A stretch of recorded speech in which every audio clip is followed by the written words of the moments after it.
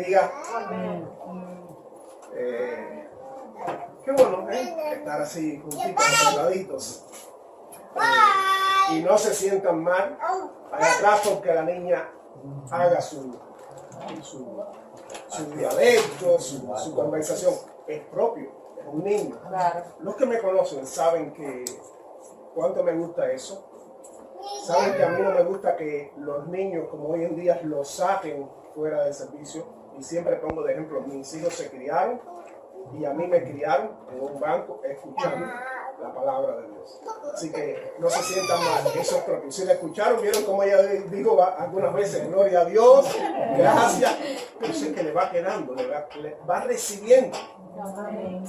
Hablando de la reunión de los hombres, ayer tuvimos una reunión, nos agrupamos, habíamos como 8 o 9 hombres y un jovencito. Y si no se recuerdan, el tema que le hablé a los hombres es ¿por qué nací hombre? Y no nací mujer. ¿Por qué nacimos? Vimos con la palabra que hay algunas características con las cuales Dios nos hizo nacer como hombres. Así que esposas, si usted ve que su esposo comienza a dar a partir de ayer o a partir de hoy algunos pasos en su hogar, ayúdalo. Porque Dios va a estar comenzando a trabajar en él para el llamado por el cual Dios lo hizo hombre. Amén. Amén. Amén. Y vayan preparándose para la próxima.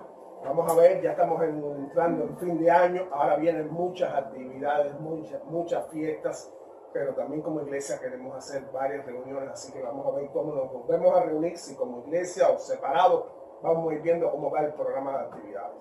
Amén. Amén. Bueno, vamos a la palabra de hoy.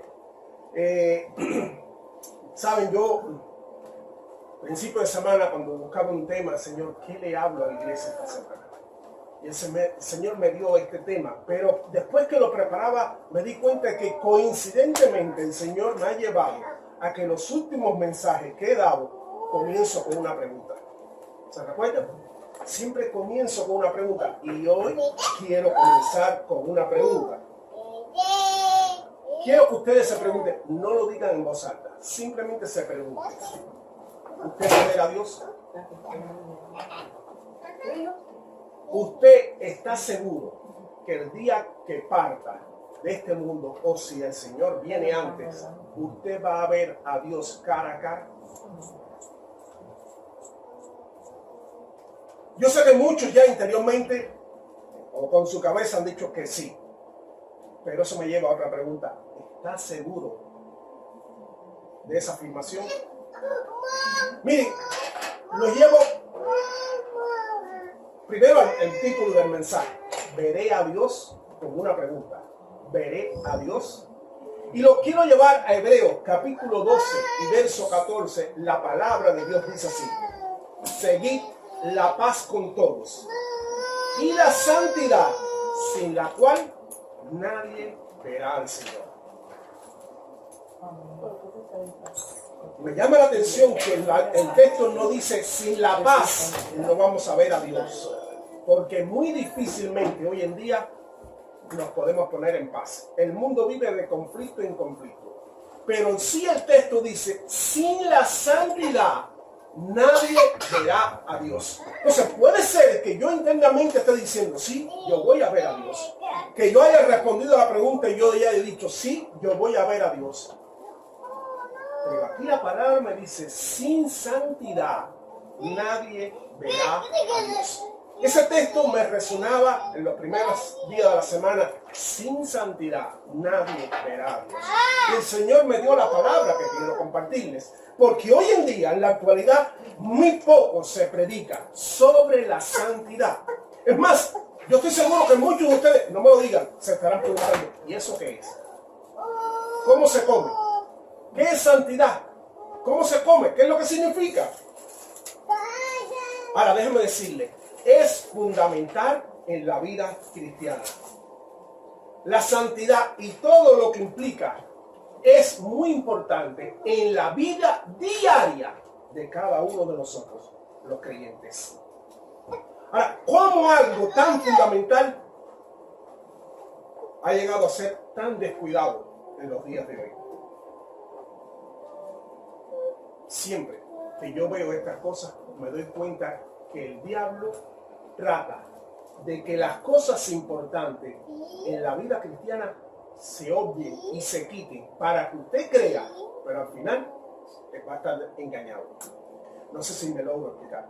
El diablo se ha encargado de que las cosas importantes en la vida cristiana hoy en día sean pasadas por alto. Y hoy en día no se miren. Y hoy en día se crea otra cosa para que al final usted sea engañado. Ahora, la Biblia me dice que sin santidad nadie verá al Señor. La santidad entonces es importante, es fundamental, no se puede pasar por alto, es necesaria para cada uno de nosotros y no puede ser reemplazada. No es que, bueno, si no tengo santidad pero tengo aquello, yo voy a ver a Dios. No, sin santidad, dice la palabra de Dios y hemos leído, nadie verá a Dios. Ahora, todo cristiano, todo hijo de Dios, todo aquel que ha sido nacido de nuevo, si un día quiere ver el rostro de Dios, la santidad es imprescindible en su vida. Miren lo que dice Primera de Pedro, capítulo 1, versos 15 y 16. Como aquel que os llamó es santo, sed también vosotros santos en toda vuestra manera de vivir, porque escrito está, sed santos, porque Dios dice, yo soy santo. Está diciendo Dios. Miren lo que dice 2 Corintios 7:1. Limpiémonos de toda contaminación de carne y de espíritu. Quiere decir que yo me puedo contaminar en la carne y me puedo contaminar en el espíritu. La palabra me dice, limpiémonos de toda contaminación de carne y de espíritu, perfeccionando la santidad en el temor de Dios. Miren lo que dice Efesios 4:24. Y aquí hay una ordenanza. Vestíos del nuevo hombre, creado según Dios en la justicia y santidad de la verdad. Amén. Tenemos que buscar la santidad incansablemente, más que el oro y la plata. Amén. Porque sin ella no vamos a ver a Dios. Si no la buscamos como el oro y la plata, un día nos vamos a dar cuenta que hemos sido desilusionados. Porque sin santidad nadie verá a Dios. Es una verdad que la Biblia nos enseña. Y como les dije, es indispensable para cada uno de nosotros. Ahora, en la Biblia hay dos términos que se utilizan muy paralelos, pero tienen significado y aplicación diferente. Y esos dos términos son el tópico del mensaje. Usted lo tiene ahí en su papel. Uno es santo y el otro es santidad. Estos dos términos en la palabra de Dios se usan muy paralelos, pero cada uno tiene un significado y una aplicación diferente. Así que por ende voy a entrar al primero. Santo. ¿Qué es santo? Bueno, es una palabra hebrea, kadosh. La palabra hebrea para santo es kadosh y se señala y habla de la perfección de Dios en su majestad, en su justicia y en su oposición a todo el pecado. Así que santo, la palabra kadosh me habla de la perfección de Dios y lo que Dios es en su majestad y su justicia. Una característica que se puede aplicar solamente a Dios. Dice Isaías capítulo 6 y verso 3. Él es santo. Hace referencia a la naturaleza de Dios y a su carácter. Santo, santo, santo, Señor, tú eres. Ahora, cuando el término se aplica a los humanos o a los objetos, es un sentido diferente. Cuando se aplica a Dios, habla de la naturaleza que Dios es. Cuando se aplica a los seres humanos o a los objetos, habla de la santidad o aquello que Dios le da, no de algo inherente en el cuerpo, en la persona o en el objeto. ¿Me entendieron? Cuando el término se aplica a Dios, habla de la naturaleza de lo que es Dios. Cuando se aplica a objetos, a personas, habla de aquello a lo que Dios le da ese grado, esa realidad. Ahora, la palabra kadosh viene de una raíz que significa cortar o separar. Quiere decir que la palabra santo viene de una raíz que significa que soy cortado o que soy separado. Y después vamos a ver qué es lo que, de qué soy cortado o qué soy separado. Ahora, lo que es santo se aparta del uso común y se considera sagrado. Algo que era considerado santo se apartaba, no se usaba junto con las demás cosas y se consideraba que eso era sagrado, dedicado y especialmente para la obra de Dios.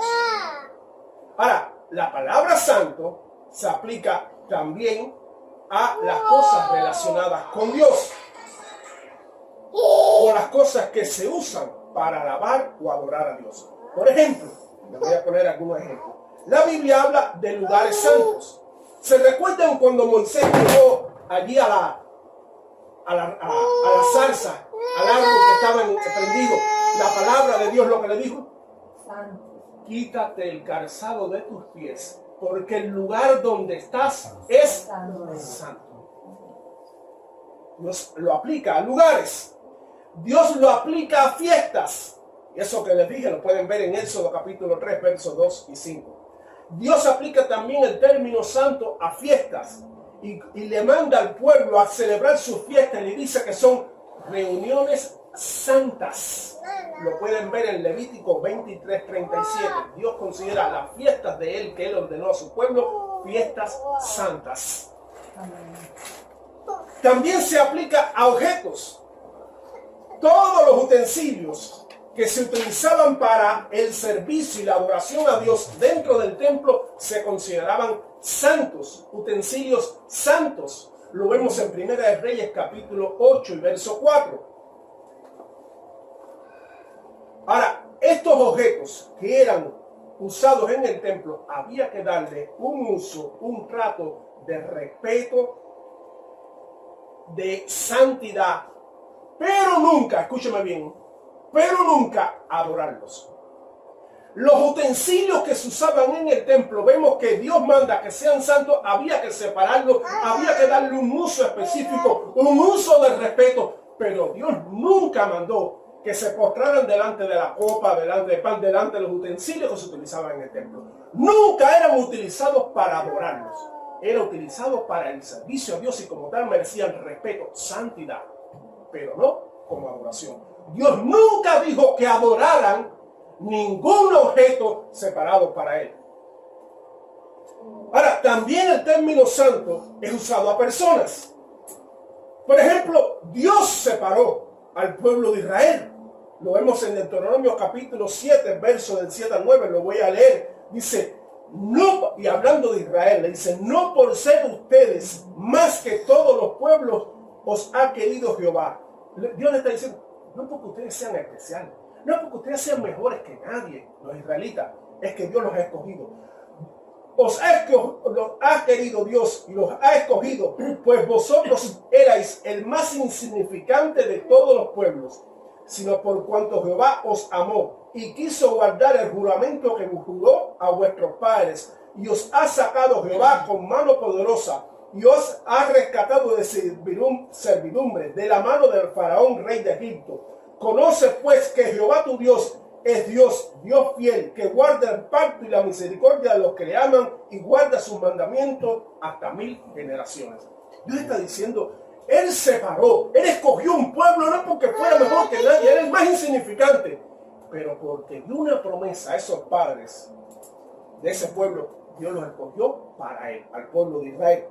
Ahora, Dios eligió a Israel, como les dije, no por nada importante, sino porque de ese pueblo Dios había determinado desde muchos siglos antes que de ahí nacería el Mesías, el cual traería la salvación a la humanidad.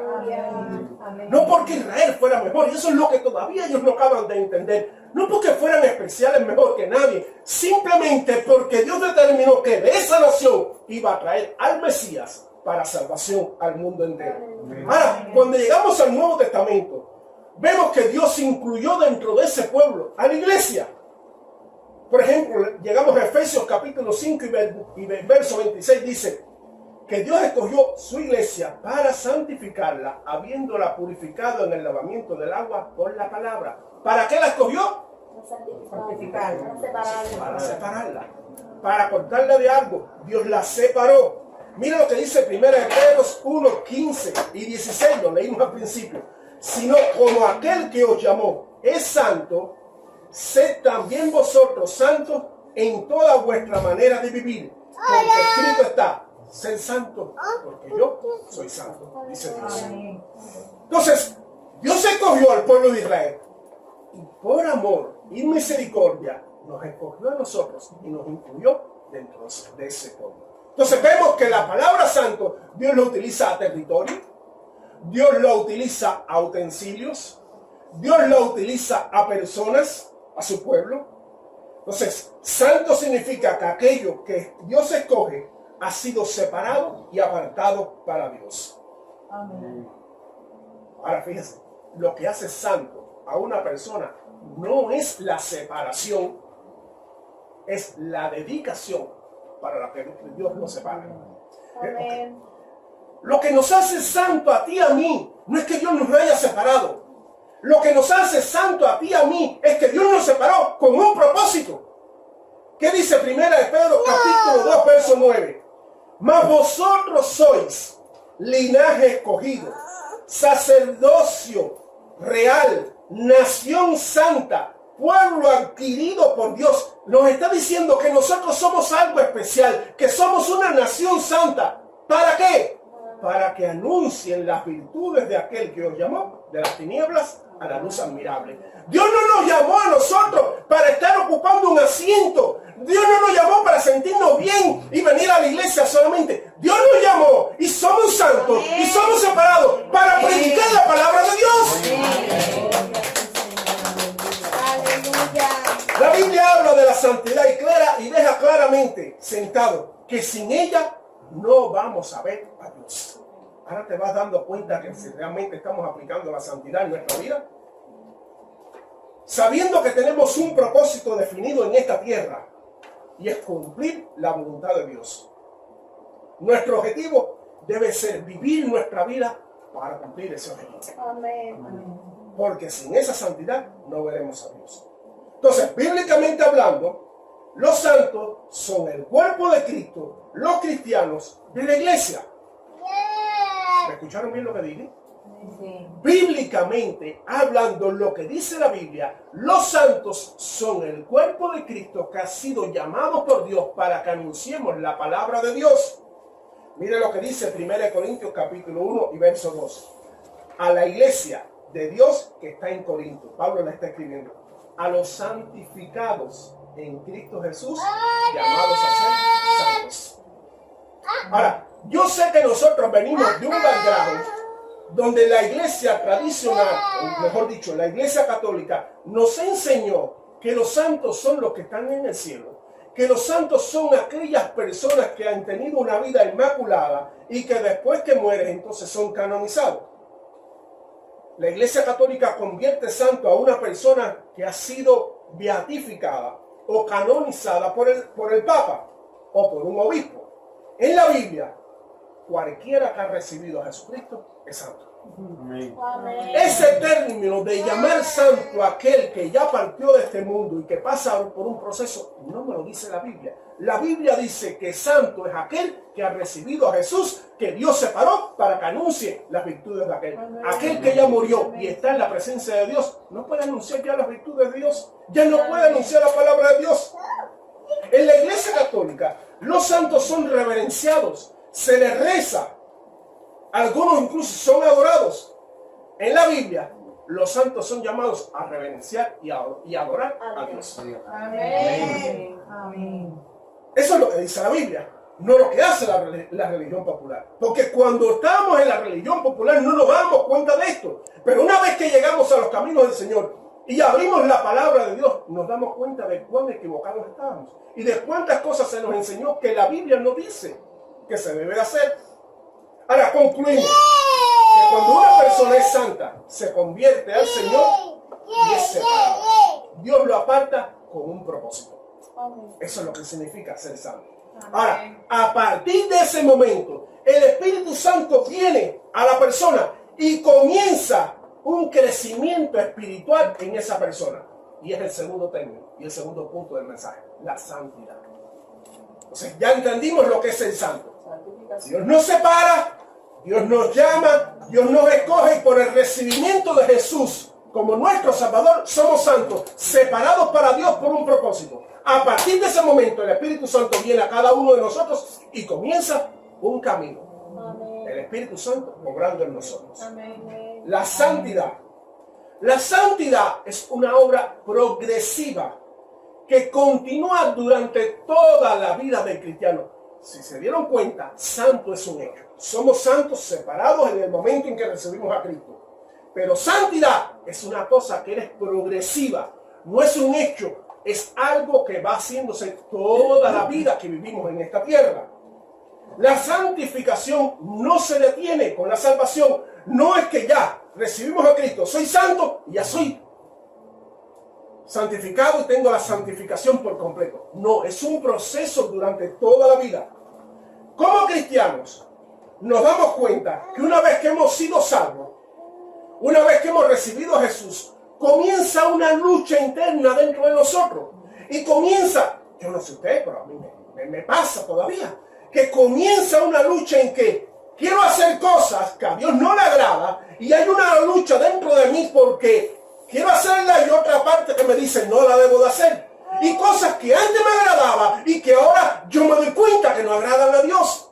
Yo no sé si a usted le pasa, pero esa lucha comienza dentro del cristiano. Miren, la palabra de Dios, Pablo describe esto en Gálatas como una batalla interior. Miren lo que dice Pablo en Gálatas 5:17.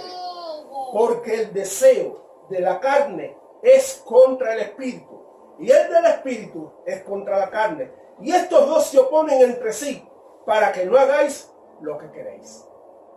Pablo nos está diciendo, hay una lucha entre nosotros que se oponen una a la otra.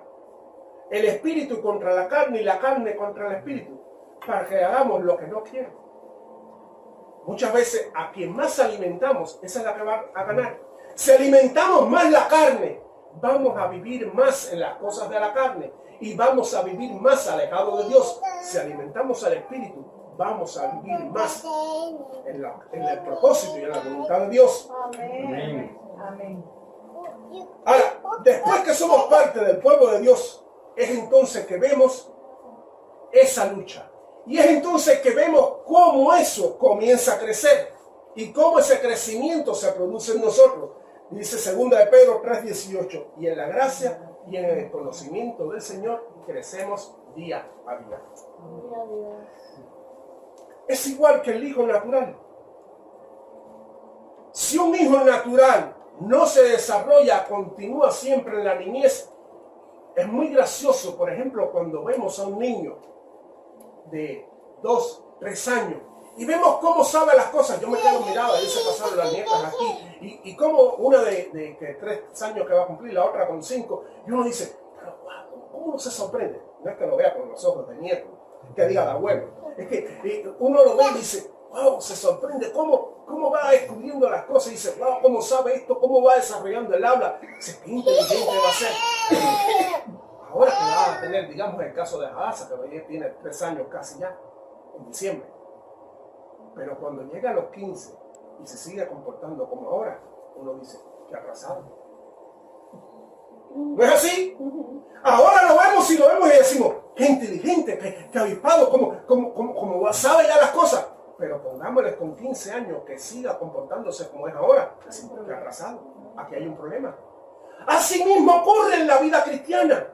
Cuando comienzas en los caminos del Señor y descubres las cosas y descubres la voluntad de Dios, comienza el crecimiento en tu vida. Pero no puedes quedarte ahí, porque si no, entonces serías un atrofiado espiritualmente. Tienes que madurar, tienes que crecer en lo que Dios quiere para tu vida y en ese proceso de santificación. No podemos seguir toda la vida como niños espirituales. No podemos seguir toda la vida tomando leche espiritual. Tenemos que llegar a comer el bistec. Como dice Pablo, tenemos que empezar por la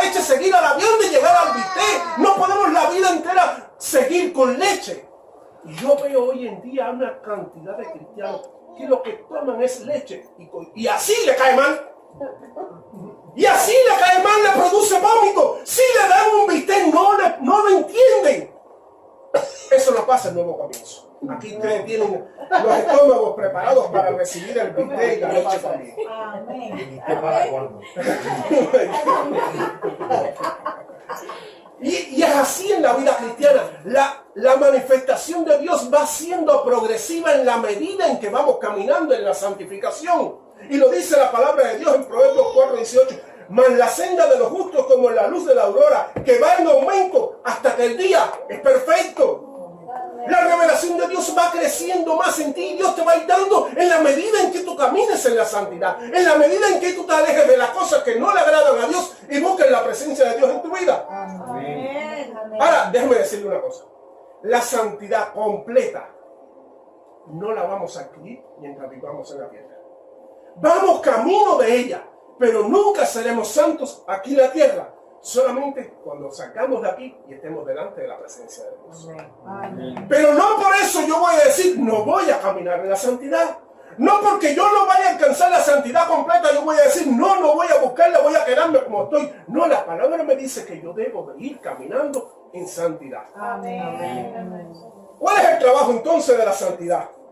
Es el proceso espiritual que Dios va haciendo en nosotros para dejar las cosas que no le agradan a Dios y sí las que le agradan por la obra del Espíritu Santo. Amén. Gloria al Señor. Los efectos de vivir en un mundo caído y de pecado nos ha perjudicado a cada uno de nosotros y todos somos influenciados por la carne y por las cosas de pecado. Todos tenemos distintas tentaciones, distintas atracciones, distintas debilidades.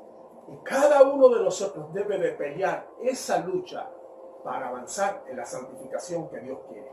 Amén. Porque cada uno tenemos diferentes. Algunos podemos coincidir, pero cada uno tendremos luchas y debilidades diferentes. Pero Dios nos manda a que caminemos y dejemos que el Espíritu obre en nosotros para que avancemos en la santificación. Amén.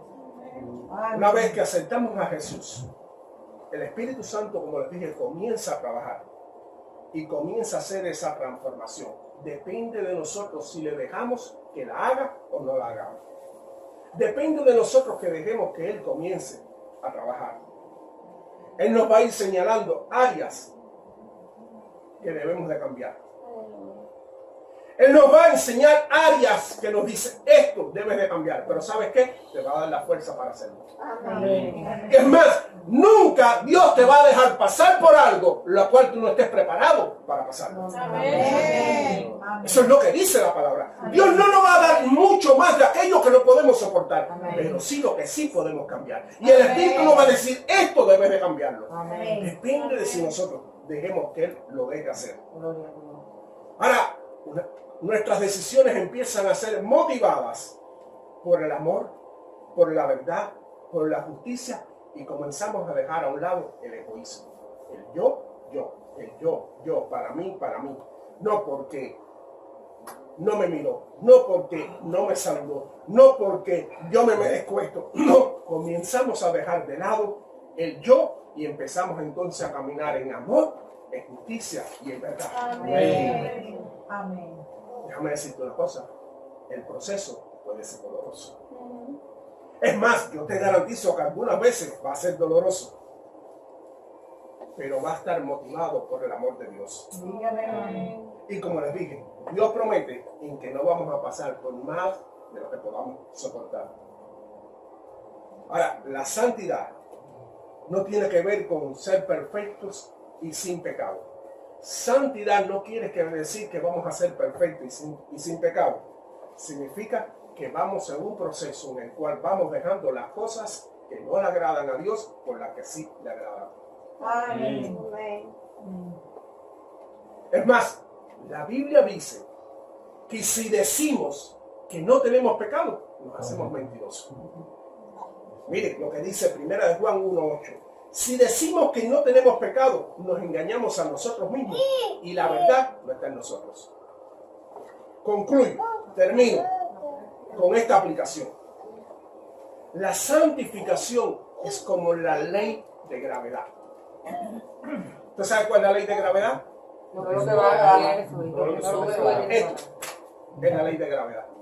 Todos los objetos son atraídos a la Tierra con una velocidad de 9.8 metros por segundo. Pero si no me equivoco, cuando estudié física era así.